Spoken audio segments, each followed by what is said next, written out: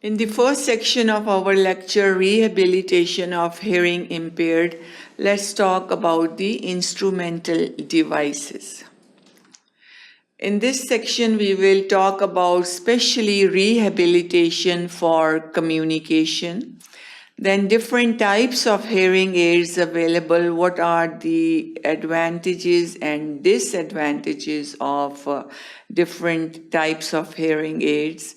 And again, also we will talk about the contralateral routing of signals. So all these three topics we will talk in our first section of rehabilitation of hearing impaired.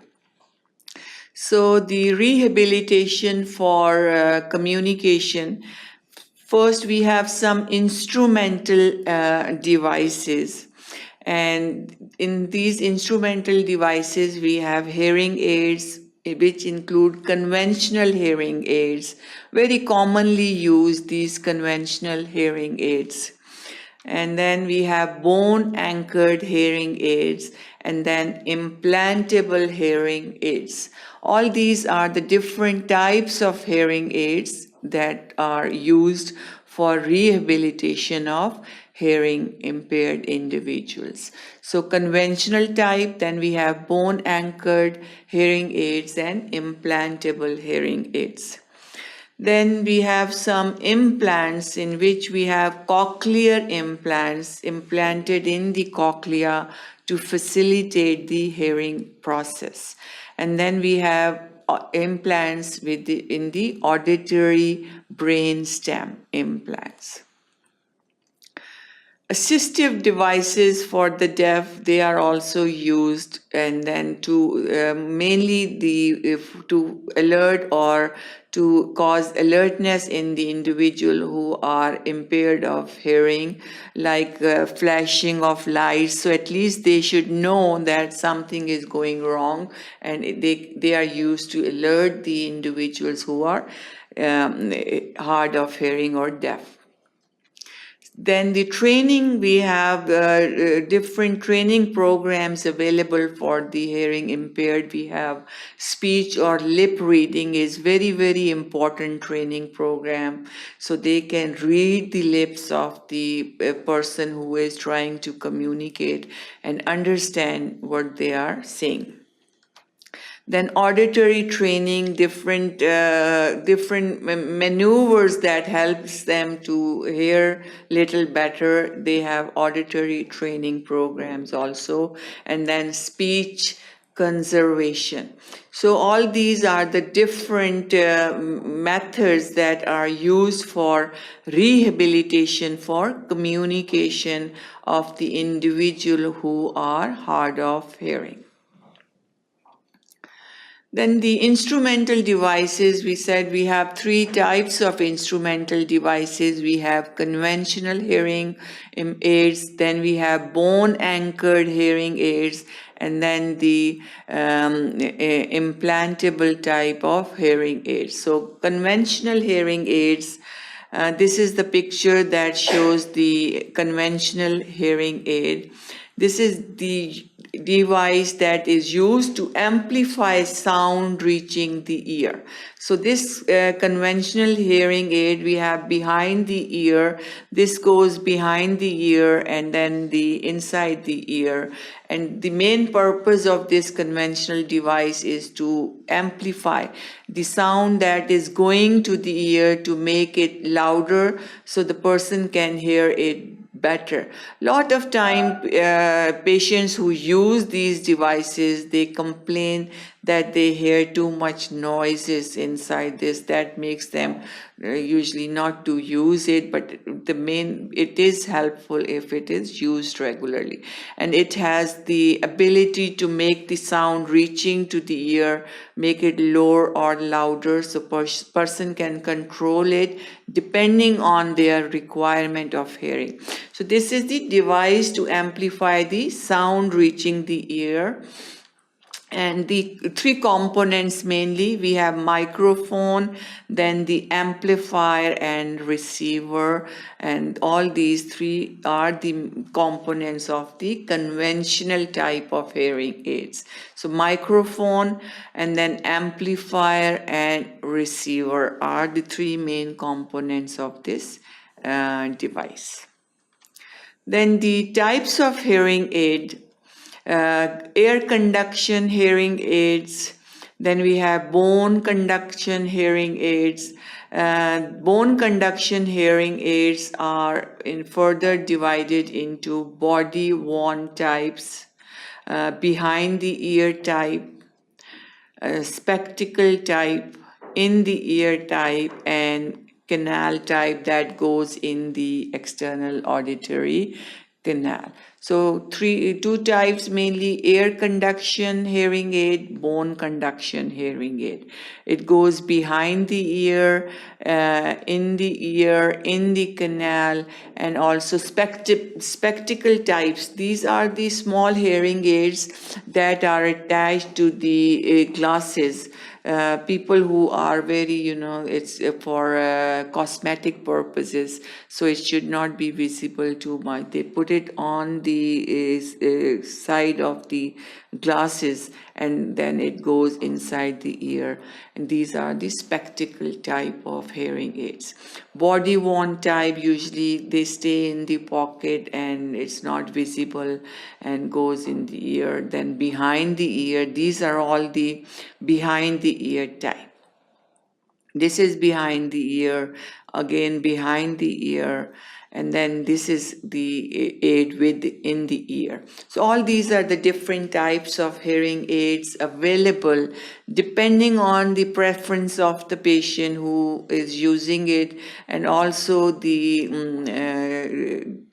type of hearing loss and amount of hearing loss is also important for deciding what type of hearing aid is required by the person. Indications for hearing aid: sensory neural type of hearing loss. Deaf children, they need the hearing aid to help them hear better. Sensory neural hearing loss is mainly the loss due to the nerve damage, and mainly in the inner ear or labyrinth type of the hearing loss, and it's mainly due to the damage of the nerve that conveys the sound impulse to the auditory brainstem. Conductive deafness. Main type, we have two types of deafnesses: conductive deafness and sensory neural deafness. Both need hearing aid. And third is if the child born with hearing loss or inability to hear, the deaf child, they need the hearing aid. And besides that, if it's prelingual, they need different training programs so they can hear and talk or communicate better with the people. Now, fitting a hearing aid, these are the different types that are available. They try to make them with the color and the shape of the ear to make it look more cosmetically nice. So all these are with the same color as the ear. So, and they fit in the ear, made up of the shape of the ear, so they cannot look too obvious. So fitting a hearing aid, considerations before we decide what type of hearing aid is required. There should be degree of hearing loss. How much is the hearing loss? Very important point to consider. Then configuration of hearing loss, type of hearing loss, whether it's conductive loss or it's sensory neural type of hearing loss or it's total deafness at birth. Presence of recruitment, if it's there or not. Uncomfortable loudness level, again it's important point. Age and dexterity of patient. condition of the outer and middle ear, if there is any infections, if there is any other abnormality that should be under consideration. Cosmetic acceptance of the aid, usually as the age gets more and more, older individuals, they are not very conscious of cosmetic appearance. But if the same thing happens in young individuals, especially girls, cosmetic appearance is the main issue. So it should be acceptable. Then type of ear mold is important. What type of instrument or hearing aid is required depending on the mold or the shape of the ear.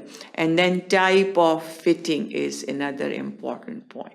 So all these are important consideration before or deciding what type of hearing aid is required and how effective it will be if it's required.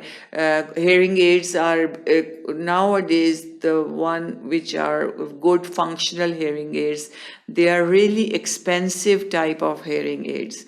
So it's important that the hearing aid that is recommended should be good and working well. Then disadvantages of conventional type of hearing aids. These the conventional type goes behind the ear, in the ear. So there's some disadvantages: cosmetically unacceptable due to visibility. Acoustic feedback, sometimes noises are heard. Lot of people complain about this problem, that there is feedback or there is too much noisiness present. Spectral distortion, occlusion of external auditory canal, if there is some growth or some anything like that causing obstruction, wax, that can also cause difficulty in hearing with these conventional hearing aids.